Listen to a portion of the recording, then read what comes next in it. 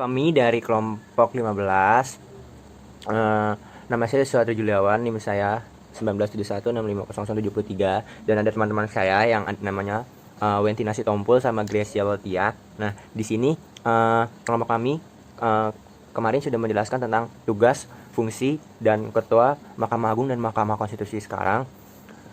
Dan kelompok kami berkesempatan kali ini untuk membahas tentang perbedaan Mahkamah Konstitusi dan Mahkamah Agung. Nah, perbedaan Mahkamah Agung dan Mahkamah Konstitusi bisa dibedakan menjadi beberapa aspek. Yang pertama itu kewenangan menurut Undang-Undang 1945. Nah, Mahkamah Agung itu yang pertama untuk mengadili pada tingkat kasasi, yang kedua itu untuk menguji peraturan perundang-undangan yang di bawah undang-undang terhadap undang-undang, yang ketiga itu mempunyai kewenangan lain yang diberikan undang-undang. Nah, ini tuh tercantum dalam pasal 24 ayat 1 Undang-Undang 1945.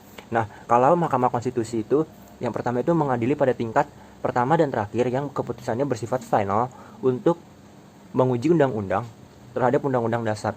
Nah, yang kedua itu untuk memutus sengketa kewenangan lembaga negara yang kewenangannya diberikan oleh undang-undang dasar. Nah, yang ketiga itu memutus pembubaran partai politik. Yang ketiga, memutus perselisihan tentang hasil pemilihan umum. Nah, ini tercantum dalam pasal 24C ayat 1 Undang-Undang 1945. Nah, aspek perbedaan yang kedua itu yang pertama, tugas dan wewenang menurut undang-undang yang mengaturnya. Nah, Mahkamah Agung itu berwenang untuk memeriksa dan memutus yang pertama permohonan kasasi. Yang kedua itu ada sengketa tentang kewenangan mengadili. Nah, yang ketiga itu ada permohonan peninjauan kembali putusan pengadilan yang telah memperoleh kekuatan hukum tetap. Yang keempat itu ada pengujian perundang-undangan di bawah undang-undang terhadap undang-undang.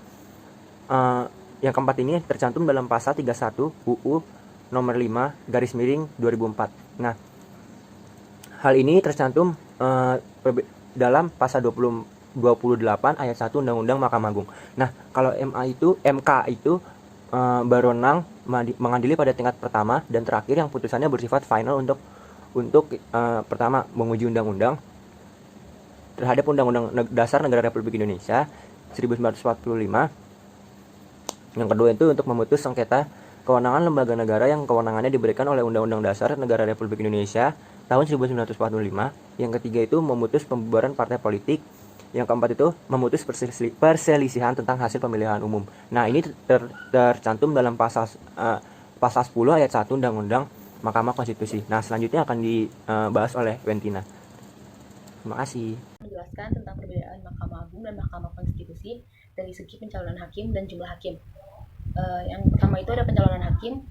Calon hakim agung diusulkan oleh Komisi Yudisial kepada DPR untuk mendapatkan persetujuan dan selanjutnya ditetapkan sebagai hakim agung oleh Presiden. Tertulis pada pasal 24A ayat 3 UUD 1945. Sedangkan Mahkamah Konstitusi memiliki 9 orang anggota hakim konstitusi yang ditetapkan oleh Presiden, yang diajukan masing-masing 3 orang oleh Mahkamah Agung, 3 orang oleh Dewan Perwakilan Rakyat, dan 3 orang oleh Presiden. Tertulis pada pasal 24C ayat 3 UUD 1945. Selanjutnya itu ada jumlah hakim.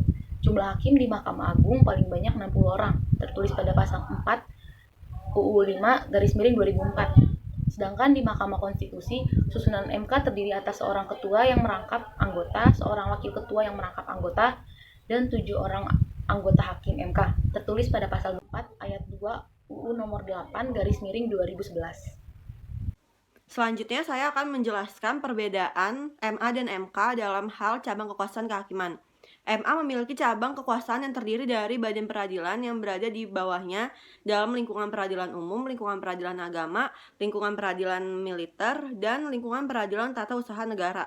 Itu tertulis di pasal 24 ayat 2 Undang-Undang Dasar 1945 dan pasal 65 Undang-Undang 14 tahun 1985.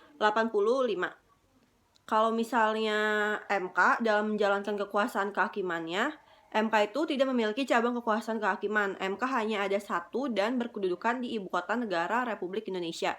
Itu tertulis di pasal 3 Undang-Undang MK. Nah, selanjutnya itu adalah dalam hal sifat putusan. Putusan MA ini bersifat final, namun dapat dilakukannya upaya hukum berupa peninjauan kembali peninjauan kembali putusan pengadilan yang telah memperoleh kekuatan hukum tetap dan gerasi. Upaya hukum peninjauan kembali diatur dalam pasal 66 sampai dengan pasal 76 Undang-Undang 14 tahun 1985. Nah, terhadap putusan pengadilan yang telah memperoleh kekuatan hukum tetap, terpidana dapat mengajukan permohonan gerasi kepada Presiden. Itu tertulis di pasal 2 ayat 1 Undang-Undang Nomor 22 Tahun 2002 tentang gerasi.